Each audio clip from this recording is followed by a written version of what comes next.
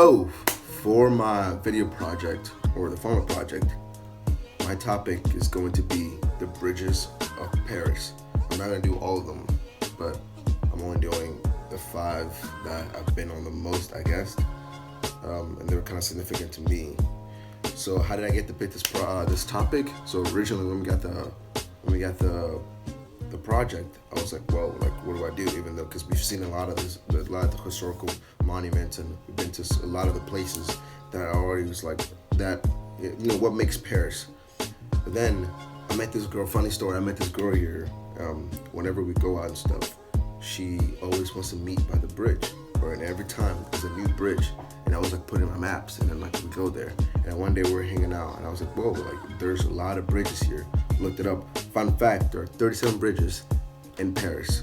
So yeah, that's the reason why I picked this topic. And also, it's kind of a cool thing that I find that the bridges are kind of like a connecting thing. Well, which they are, but they're like a connecting thing between the east and the west side of Paris. And obviously you have the river that runs through it. And one thing I guess you could say is like the bridge is what connects Paris with its tourists. So basically, as you can see, an illustration of the river and all its bridges. I started at Pont Neuf, and I just went across each one. Pont Neuf was kind of my favorite because that's the one I spent the most time on.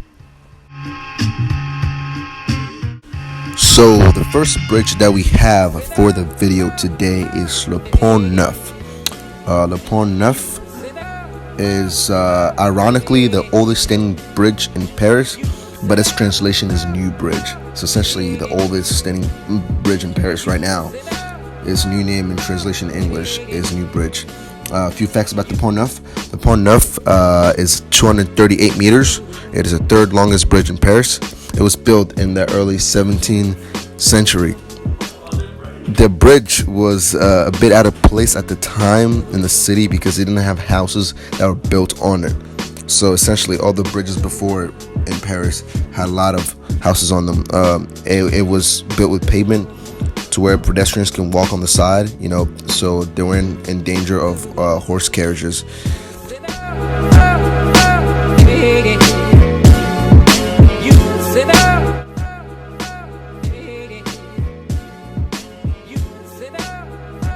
The next bridge is the Pont des Arts, and this is my personal favorite. The Pont des Arts is a pedestrian bridge, and it has an international reputation of being the bridge of romance, which is why it's honestly my personal favorite.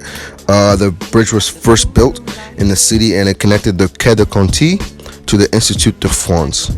And this bridge leads straight to the Louvre Museum, and that's why it's called the Pont des Arts. It is elegant and lightweight, and it represented the cutting edge of engineering in its day. The bridge during World War II took a lot of damages, and it was dismantled to be built again in 1979.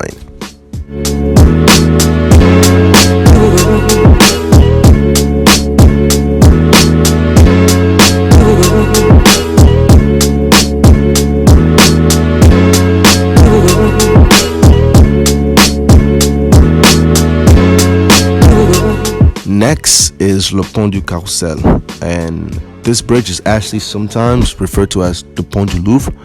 It was originally named the Pont de Saint-Père. The original works began in 1834 by King Louis Philippe, and it was renamed Le Pont du Carrousel because on the right bank of it, it faced the Palais du Louvre near the Arc de Triomphe du Carrousel. The bridge was actually moved a few meters along with its four large statues so it can make it in line with the Louvre. Currently, the bridge is 33 meters width.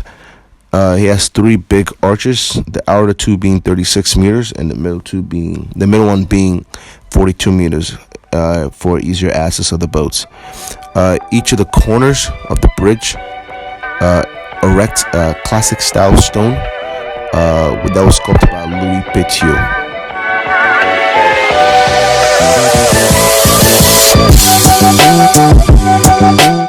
Last but not least is Le Pont Royal. This bridge is the third oldest bridge in Paris. its construction goes way back to the 17th century. In 1685, Louis XIV chose to build this bridge, but all in stone. The Pont Royal finally finished in 1689, and it was built by the famous architect Jules Hardouin-Mansart. During the French Revolution, the Pont Royal was renamed the Pont National. Then it was renamed again the Pont des Tuileries by Napoleon, before getting its original name back in 1814. And since 1939, this bridge has been known to have an eventful story and is listed as a historical monument. Walking on this bridge is like going back in part of Paris history.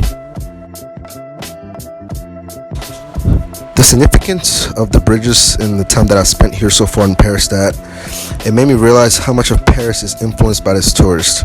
Paris itself was a great city that was founded on such rich history, but the one that we know today is heavily impacted by tourism. The first week that we were here on a boat, we saw a sign that said, "Tourists, go home, refugees, welcome." In the moment, I didn't think much of it, but the more time that I spent in Paris, the more I realized that the city almost runs on its tourism. The life of many Parisians are affected daily. The metaphor that the bridges gave me is that they bridge the gap between Parisians and the tourists. Another thing that I also noticed was that, so in class we talked a lot about how like each district has its own kind of personality in a way, and I think that the bridges, or again in this sense, it brings Paris as a whole together, because it is that physical connecting link between each district.